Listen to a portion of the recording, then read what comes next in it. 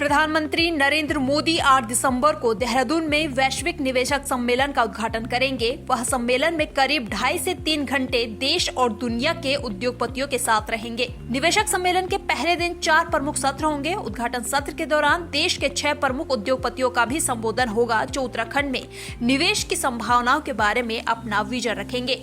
पूर्व मुख्यमंत्री हरीश रावत किसानों को गन्ने का समर्थन मूल्य घोषित करने की मांग को लेकर आज बृहस्पतिवार को गांधी पार्क में महात्मा गांधी की प्रतिमा के सामने मौन उपवास पर बैठे। इस दौरान कांग्रेस के तमाम नेताओं के साथ किसान भी मौजूद रहे। हरीश रावत ने कहा कि जब इन्वेस्टर्स समिट के लिए अडानी अंबानी जैसे बड़े बड़े अरबपति देहरादून आ रहे हैं तो कांग्रेस किसानों की आवाज को सत्ता तक पहुंचाना चाहेगी। उत्तराखंड का किसान पस्तहाल है। देहरादून में भानेवाला तिराहे के पास स्थित 2 ढाबों में भीषण आग लग गई। इस दौरान आग ने एक शराब के ठेके को भी चपेट में ले लिया। इस दौरान दुकान में रखा सारा सामान जलकर राख हो गया है। आधा दर्जन फायर ब्रिगेड की गाड़ियों ने 2 घंटे की मशक्कत के बाद आग पर काबू पाया है। ऋषिकेश में गुरुवार तड़के चाय बनाने के दौरान एक महिला की साड़ी में आग लग गई। हादसे में महिला बुरी तरह से झुलस गई है। महिला को एम्स में भर्ती कराया गया है। बताया जा रहा है कि गंगानगर गणेश विहार गली नंबर 4 में महिला यशोदा चमोली के घर पुताई का काम चल रहा है, जिसके चलते उन्होंने एक ही कमरे में रसोई व अन्य कमरों का सामान रखा हुआ है। बीते दिन मंगलवार देर शाम को खटीमा विकासखंड के द्यूरी ग्राम में आराधना ज्वेलर्स के स्वामी नानकमत्ता निवासी रमेश रस्तोगी के ऊपर कुछ अज्ञात नकाबपोशों द्वारा उनकी दुकान पर ही गोलीबारी कर गंभीर रूप से घायल कर दिया गया और नकाबपोश हमलावर मौके से फरार हो गए। घायल रमेश रस्तोगी को उपचार के लिए अस्पताल ले जाया गया, लेकिन घायल ने रास्ते में ही दम तोड़ दिया।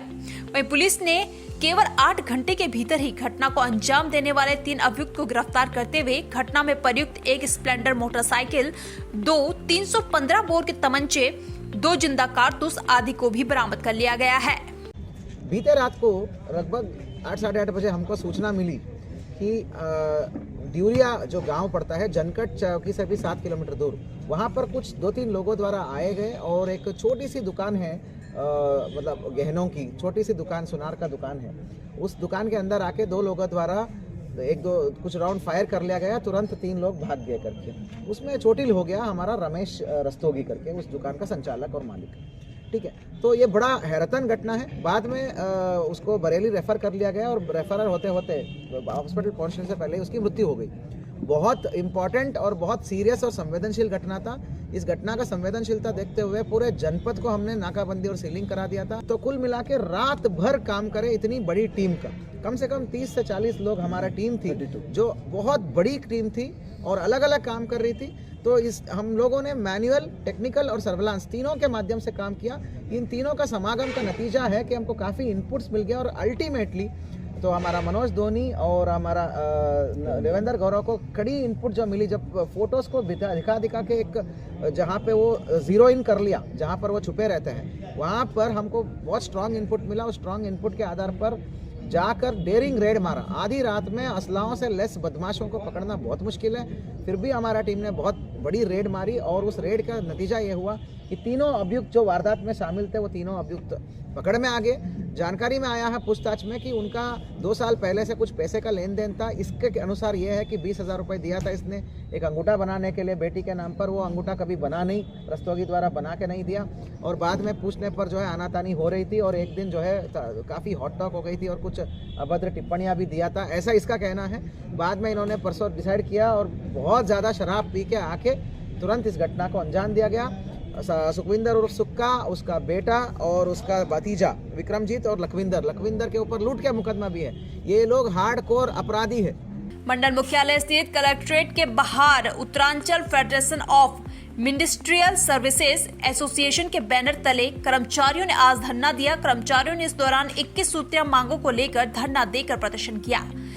एसोसिएशन के जिलाध्यक्ष रेवती नंदन डंगवाल एवं जिला सचिव संजय नेगी के नेतृत्व में कार्मिक पुरानी पेंशन व्यवस्था को शीघ्र बहाल करने, मिनिस्ट्रियल संवर्ग के पदों पर स्वीकृत क्षमता के अनुसार रिक्त पदों पर नियमित नियुक्तियां करने समेत 21 सूत्रीय लंबित मांगों पर शासन द्वारा अभी तक संज्ञान न लिए जाने पर नाराजगी जताई गई। और मैं आज इस मंच के माध्यम से ये कहना चाह रहा हूँ कि यदि सरकार आज भी हमारा प्रदेश नेतृत्व के आह्वान पर हमारा 1 दिन का धरना प्रदर्शन था और इस धरना प्रदर्शन के बाद भी अगर सरकार चेतती नहीं है और सरकार अगर नहीं जागती है तो हमारा प्रांत नेतृत्व के उस पर एक दिन का महारैली की जाएगी और महारैली के बाद फिर हमारा अनिश्चितकालीन धरना प्रदर्शन, अनिश्चितकालीन तालाबंदी की जाएगी। हमारी 21 सूत्री मांग है। इस संबंध में प्रांतीय कार्यकारिणी भी बार बार जो है माननीय मुख्यमंत्री जी के अध्यक्ष में बैठक भी कर रही है, लेकिन शासन द्वारा अभी तक हमें सिर्फ आश्वासन दिया जा रहा है। इस परिप्रेक्ष्य में अभी पहले काली फीती बांध का पुराना विरोध प्रदर्शन था। आज पूरे प्रदेश में पूरा मिनिस्टर कार्मिक रोड पे बैठक का एक दिवसीय धरना कार्यक्रम है। इसके उपरांत भी अगर सरकार द्वारा अगला कदम नहीं उठाया जाता है तो अगला 14 तारीख को पूरे प्रदेश में पूरी रैली निकाली जाएगी, विरोध प्रदर्शन किया जाएगा और प्रांतीय कार्यकारिणी द्वारा सरकार की हमारी मांगों को लेकर चलते सरकार के खिलाफ उग्र आंदोलन किया जाएगा।